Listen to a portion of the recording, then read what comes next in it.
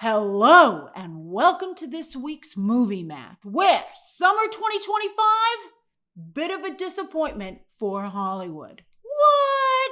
Sure, there were some big movies, and in fact, it pretty much did the exact same business that Hollywood did last summer. But they'd been hoping they were going to make or break $4 billion. Why? Why is $4 billion the magic number? Well, for the most part, pre-pandemic, for some reason, not in 2017, but otherwise, Hollywood had been breaking $4 billion at the summer box office for almost a decade.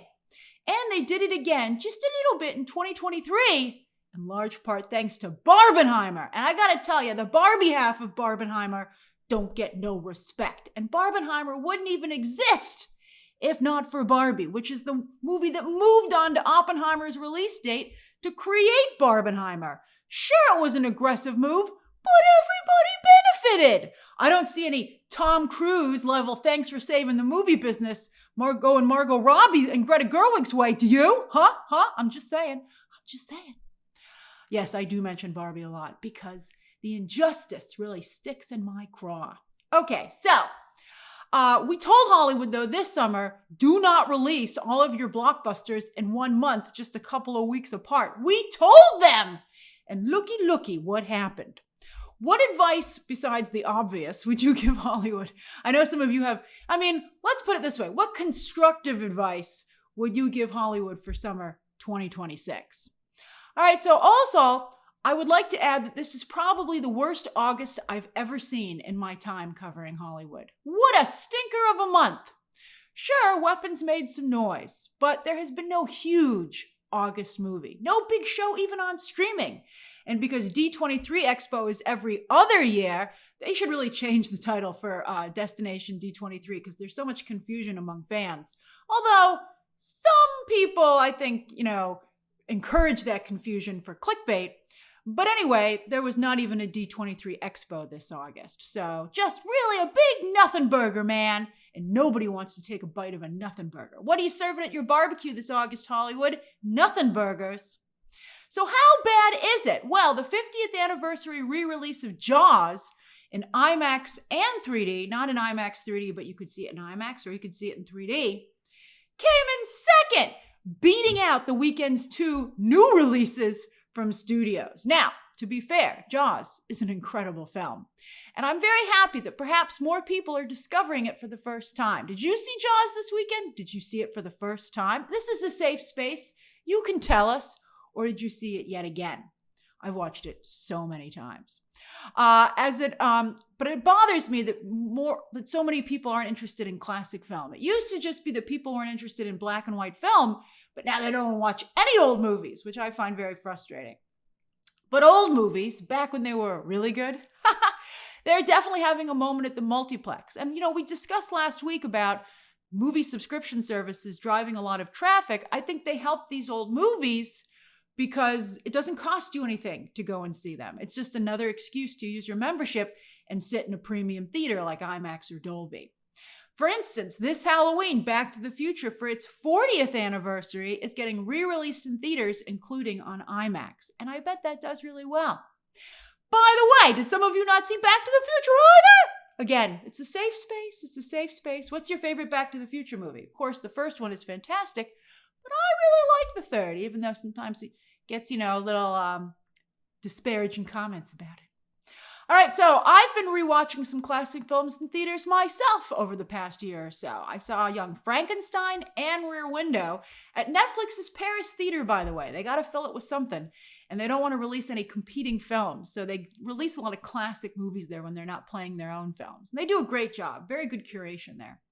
So I saw both of those movies there, and that was both times an incredible experience. Not only did it feel, I've seen both films before, but it feels different seeing them on the big screen. And also the audience, everybody wanted to be there. Nobody was on their phone. Everybody was very engaged with the movie. It was fantastic. Have you gone to see or rewatch any classic films on the big screen lately? And how was your experience? I'd love to hear about that down below. And as you do that, as you share your experiences, why not hit the subscribe button as well? I got a ton of reviews hitting this week. And if you hit the subscribe button and the notifications bell. You'll know as soon as each review goes up.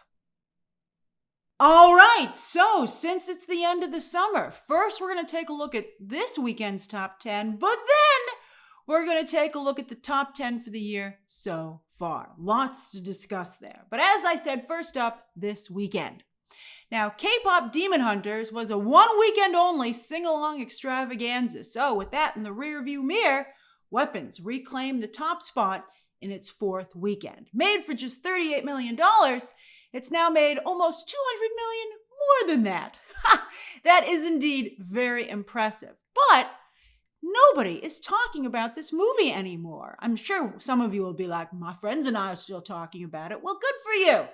But I don't see anyone talking about this movie in the press still. I mean, I think I've seen other film conversations last at least a month. And I find it weird because the film seemed like it was poised to have a huge cultural impact. And I will always find it weird that never ended up really materializing. All right, now, a lot of people like to say that stars don't matter anymore in Hollywood, but I think the casting on both Caught Stealing and The Roses could have been better. I'm not sold on Austin Butler being able to sell movie tickets just yet, while Zoe Kravitz has always struggled. I don't think she hurts a movie, but I don't think she helps a movie either. Even her own recent movie didn't do well, which she directed, and she did a wonderful job on that. Now, and as for The Roses, I don't know about you, but I just could not buy Benedict Cumberbatch and Olivia Colman as husband and wife. They seem like best friends. Although some marriages are just between best friends, but it didn't have the zing that the War of the Roses movie, which it's a remake of, had with Michael Douglas and Kathleen Turner, who at that point, they were already on their third movie together. So they'd really established their chemistry and their rapport and also their fandom. But what's perhaps the most shocking about the two new movies this weekend is that while Caught Stealing has the far better scores, critic and audience, on Rotten Tomatoes, it only got a B on CinemaScore, which is actually a bad CinemaScore unless you're a horror movie. As I've told you many times before, anything below a B+ for a regular movie is a real eyebrow raiser. Whew! I mean, that doesn't match up with its Rotten Tomatoes audience score at all. What do you think happened here? Here's my theory. I think that I heard from some people that all the twists, and it is like a very bleak film at points, some people found some of the twists annoying. And also the movie ended up being very coastal elite in its audience. So maybe, and CinemaScore is a nationwide poll. They go to the multiplexes across the country. So maybe a lot of moviegoers who did end up seeing it, the few that went in Middle America, really dinged it in the grades. And that's what pulled it down. I mean, I've only seen Caught Stealing, to be fair, but I would have thought that these CinemaScores would be reversed. I mean, if CinemaScore was like, ooh, we made a mistake on like Tuesday morning, I'd believe it. I mean, I'm really shocked that these are the CinemaScores. Did you see either movie, right? Do you agree or disagree with these CinemaScores?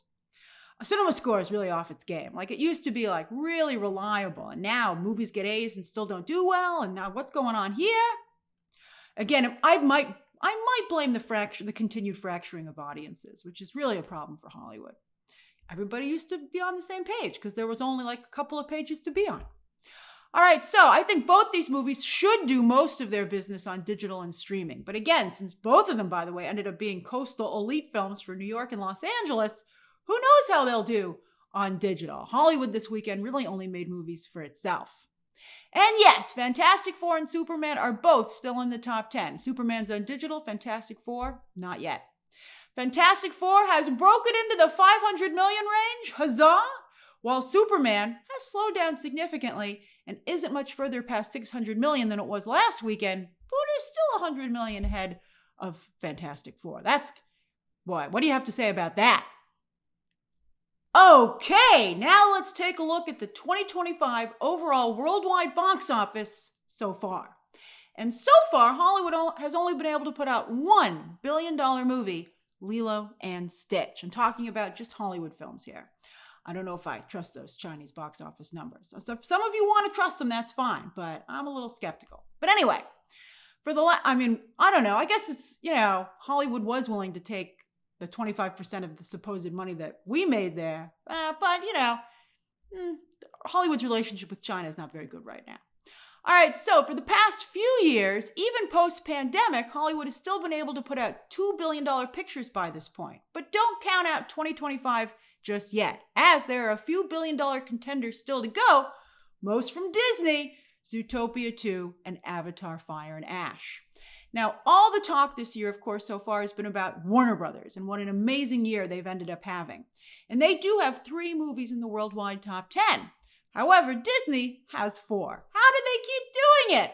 Well, here it's because they still, despite their poor performance, managed to get all 3 of their Marvel movies in the top 10, which means that maybe they could argue that, the overall movie marketplace is depressed and maybe it's not their fault. I hope they don't do that internally. If that's the song they want to sing to the press and the public, I can understand it, but they do have an issue there. But it does continue to be tough for comic book movies overall because Superman, the highest grossing of the group, is only at number 7 because of its poor performance overseas. It is 3rd place for the year domestically. And Superman, who knows where it'll be by the time the year is done. I mean, it's only at number 7 now. Like a lot of movies are going to come out by the end of the year. And again, as I said, some of them could do quite well. I mean, last year, there were 4 movies after the summer that managed to still make it into the top 10 for the year. So I think all the Marvel movies might end up getting pushed out. And Superman just might end up hanging on at the bottom once all is said and done. And I mean, Superman's domestic box office is very impressive, but they have to fix that international problem. And while Disney's live-action remake of Lilo and Stitch is on top, the cherry on this Sunday, the gold cherry, the other live-action remake on the list is from Universal, while Disney's Snow White is way outside the top 10, like way outside. Then, while they might be on the ropes, in terms of just how they're perceived and everything, old school movie stars Brad Pitt and Tom Cruise, well, they still have what it takes when it comes to being global movie stars. Look at their international numbers. They have the biggest percentage of their box office coming from overseas. And overseas audiences made both their movies. And also because I'm sure you're curious, I wanted to include the movies that are just outside the top 10, the movies that almost made it, but then I want to remind you also, there are still movies to come. But this is what the list looks like right now. How many of these movies do you think will still be in the top 10 by the end of the year? And then, just like with Jaws, I know some of you like blood in the water. So let's talk about some of this year's flops so far. Disney's Snow White and Elio are surely huge disappointments for the mouse. But yet, it seems Disney creatives will not be deterred. Just announcing Hex for fall 2026, about an outcast teenage boy who discovers what makes him different is actually magical abilities. Didn't we already tell this story with Wiccan? I love the love that Wiccan is getting. Part of me is a little worried about them diluting his story potentially like this, but he does have a comic book coming out, and fingers crossed that Kevin Feige is going to be putting him in at bat. As I keep saying, he's ready for the Avengers. He doesn't need to stop over in the Young Avengers. All right, so anyway, I feel very strongly about that. All right, but there's Wiccan.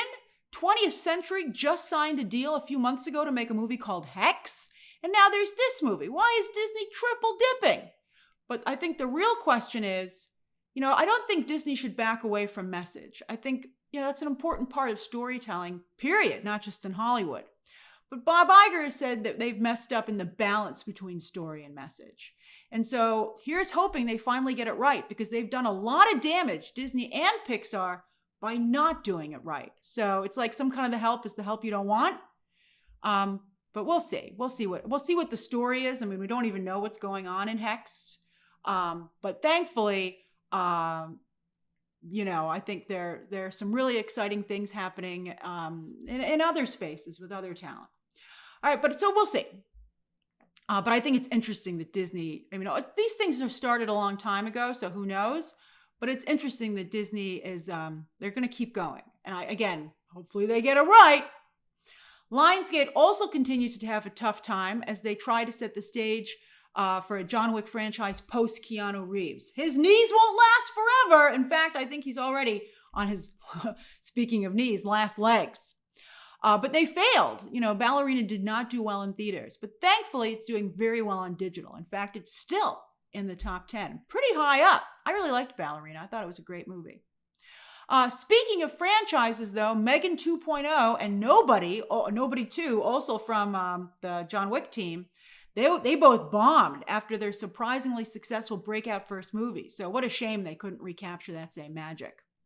And then the new Karate Kid, which I liked, and then also the relaunch of I Know What You Did Last Summer, which I didn't see, they also ended up being box office disappointments.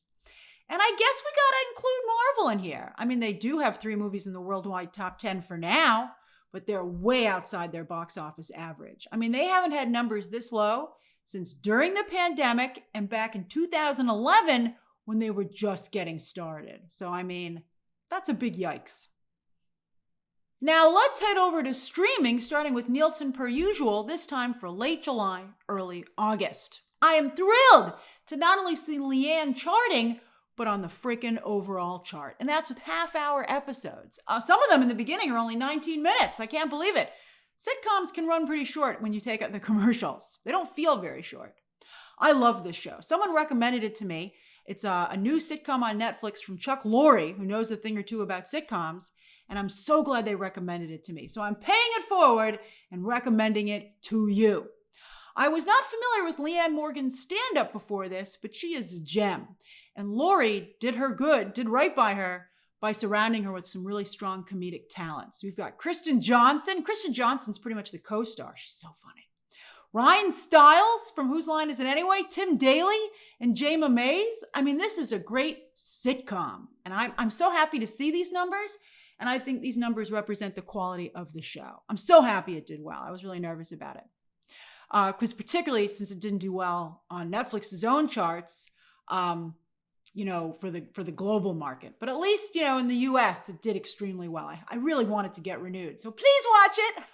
So I recommended it to pay it forward, but also to help myself a little bit because I want another season. Netflix is dominating this entire overall chart with 8 of the 10 spots. Technically 9, as one of them is split.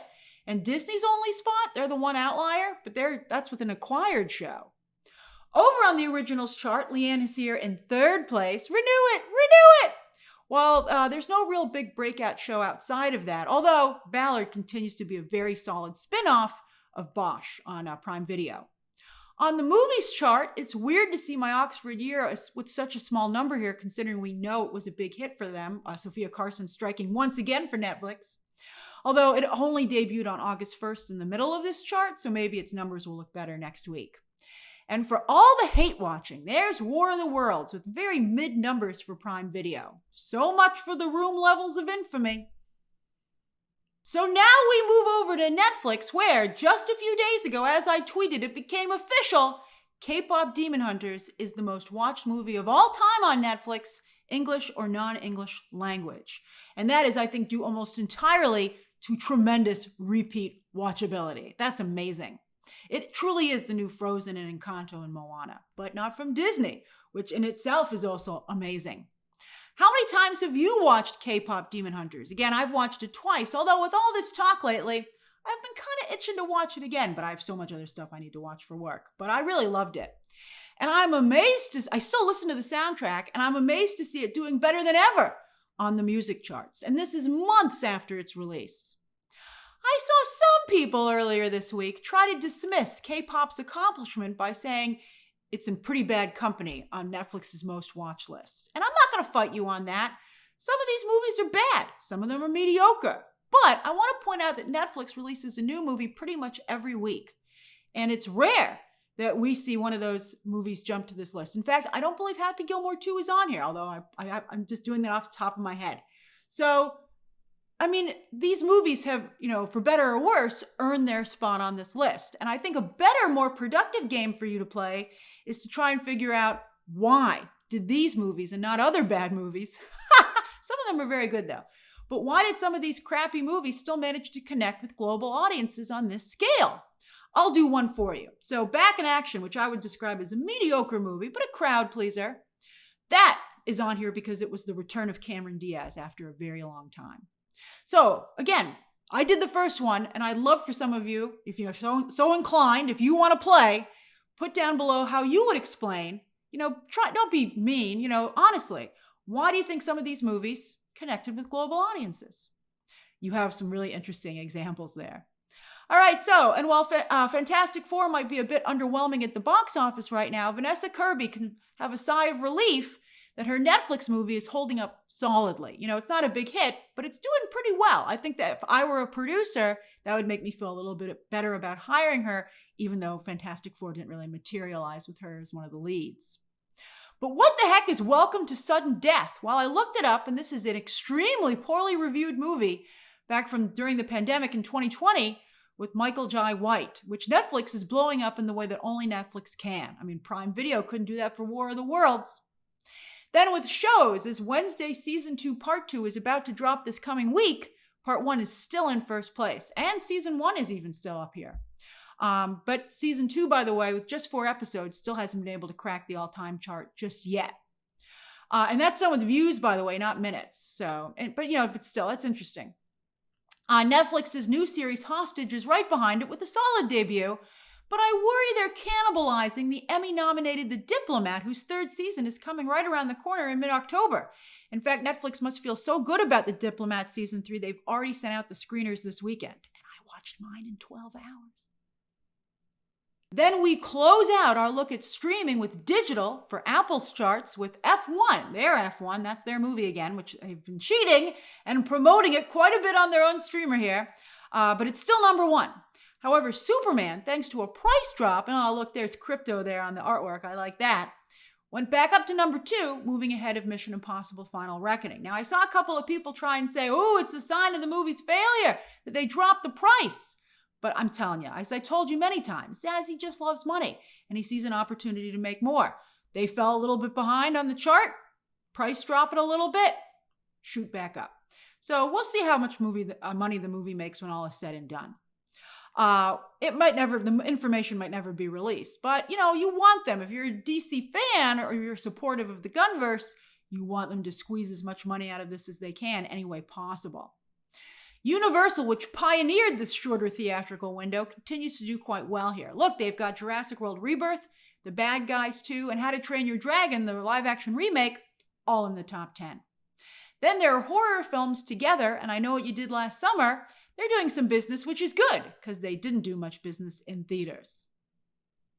Now, as we've been saying, it's been painfully slow for the last week or so, but thankfully, this coming week, Hollywood is already starting to pick things back up. What's the first movie of the fall season? Why, it's another horror film, and yet another one from Warner Brothers, and that's The Conjuring 4, you guys are right, The Conjuring 4 Last Rites, which they swear is the last one. Hollywood is really testing the appetite of horror fans, though. I mean, remember what they did to the comic book movie? They drove it into the ground. Do you think audiences can support this many horror films at the box office? It's a lot. I mean, although I saw Weapons, and I'm still excited for The Conjuring. So, I mean, it is a good way to kick off the fall movie season. And Disney is putting their movie version of Hamilton, the recording of the Broadway stage show, in theaters. And it was actually supposed to be a theatrical release at first, but then the pandemic, which did so much damage, so Disney pivoted and instead used it to drive subs to Disney Plus, which, of course, that was the name of the game. Can't get them to theaters? Let's get them to subscribe to our streaming services. And Hamilton was a very effective carrot.